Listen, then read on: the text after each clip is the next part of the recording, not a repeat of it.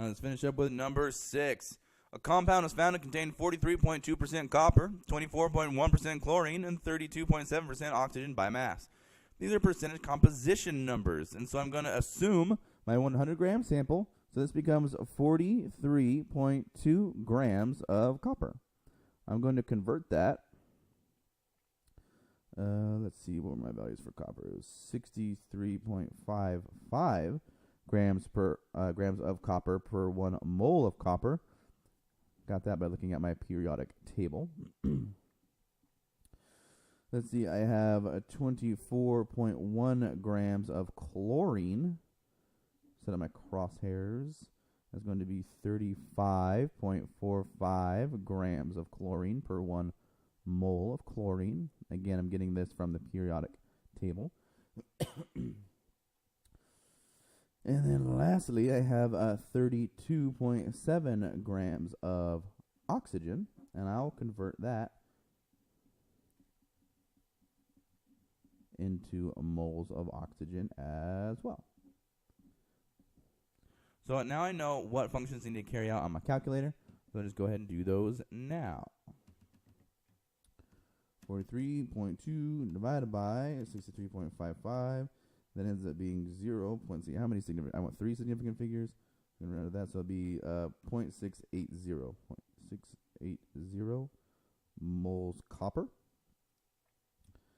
24.1 divided by 35.45. Oh, hey, I'm getting the same value here, but again, I want 3 significant figures, so I'm going to go 0.680 moles of chlorine. And lastly, 32.7 divided by 15.99.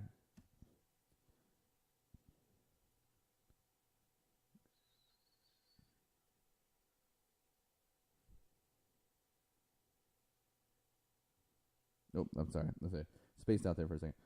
This ends up being again, I want 3 significant figures here, so I'm going to go to this 4, so it'll be 2.05 moles of oxygen. So these are not the numbers I put into subscripts because these aren't whole numbers, right? An empirical formula is a small whole number ratio. These are small numbers and they're ratios, but they're not whole numbers. So the way I fix that is I pick the smallest value present out of all of them and divide each value by that low value. Now I'm hoping you can see that the ratio of copper to chlorine is 1 to 1, okay, because of the exact same values. But the question is, what is this value for oxygen going to be? So let's find that out. So it ends up being, let's see, run out of space here a little bit, 3.01.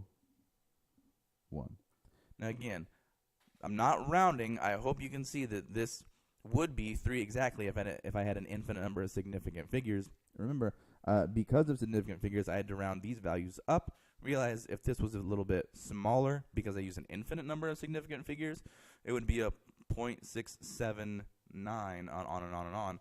And you'd actually be dividing by a smaller number. This would be smaller. Guess what? That'd be closer to 3.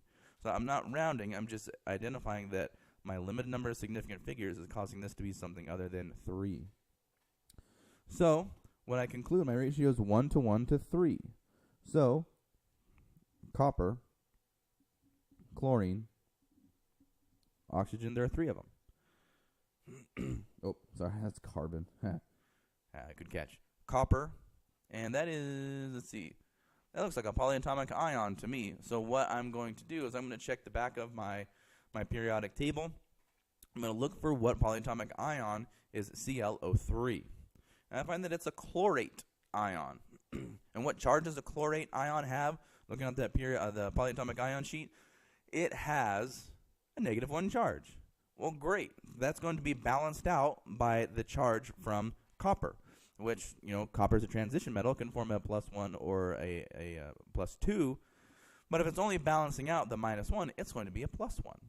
So it's the copper with the +1 charge, chlorate. Well, looking at B, says what is the correct stock system name for the compound in part A? Remember, stock system is a system that uses a Roman numeral to identify the oxidation state of the more metallic atom, or the one that's listed first. So this would be copper, and since it has this type of copper has a +1 charge, oxidation state is +1.